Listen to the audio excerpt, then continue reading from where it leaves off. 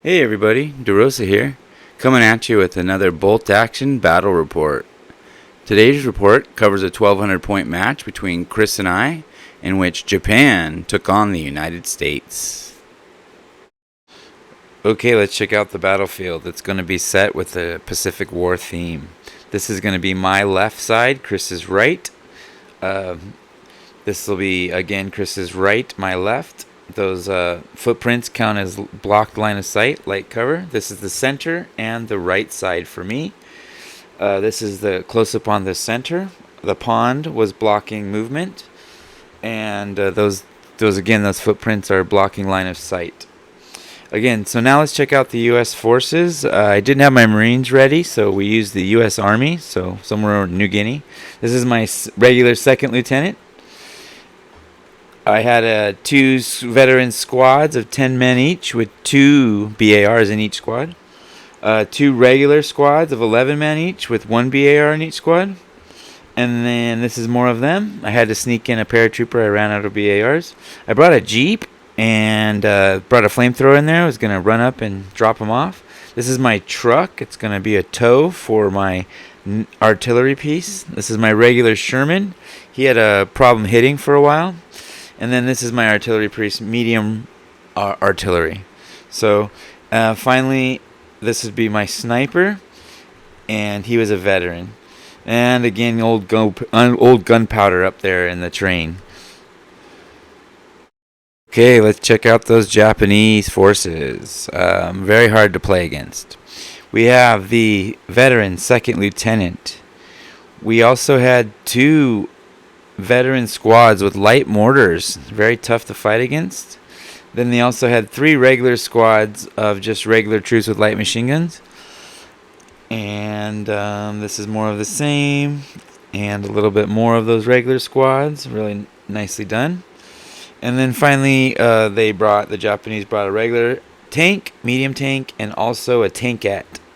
So we played a scenario called Breakthrough from Bolt Action Alliance, where both players have to get their troops to either side of the board and within 6 inches of the board edge. So we both opted to have all of our troops come on in the first wave. This is some of my troops coming on the left side. I had an artillery priest drop some smoke, but unfortunately the smoke was moved, and it moved really close to me. The tank came on the right-hand side for me. I had an artillery observer up on the hill. And my tank hit his tank a ton of times, but every time I hit, I got a 1. So it didn't work out. He brought his Japanese forces right up the center. He brought his tank up right up the left-hand side for him. Again, I put pins on it right away. My goal was to bring my Jeep up and try to drop my flamethrower off and blow up that tankette, but he was able to shoot it up before I was able to do that. You see the Jeep there in the center of the board getting shot up. There's my flamethrower. He almost made it to the tankette and the tanks.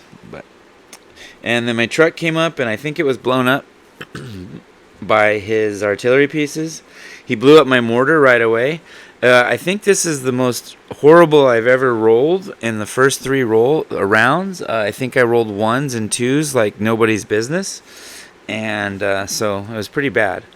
He was able to charge his tank and his tankette up one side, and had some support from a veteran unit. So we had a really back and forth brawl. He almost got into the zone, but I was able to kill off the tank, the tankette, and then the unit that was in next to the building on the right-hand side.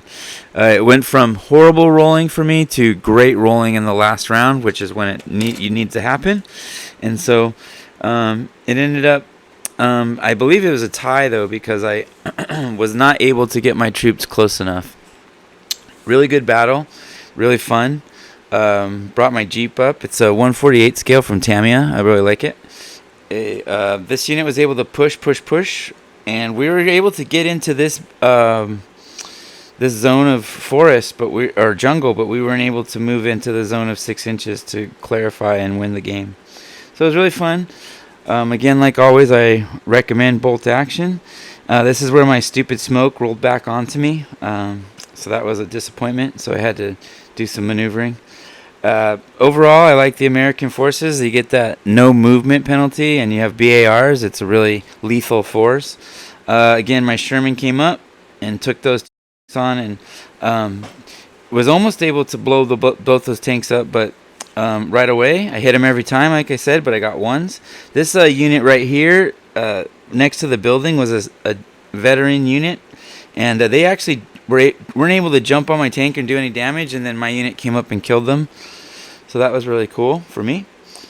Again, it turned out to be a draw in the area of capturing the 6 inches of the enemy's territory, but in the end, I think I had 4 or 5 order dice, and he had 2.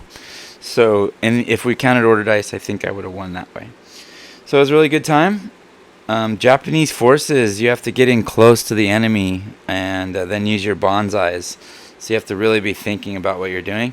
And if you're playing against the Japanese, you have to go back and forth. Are you going to bring those submachine guns when you get into close combat?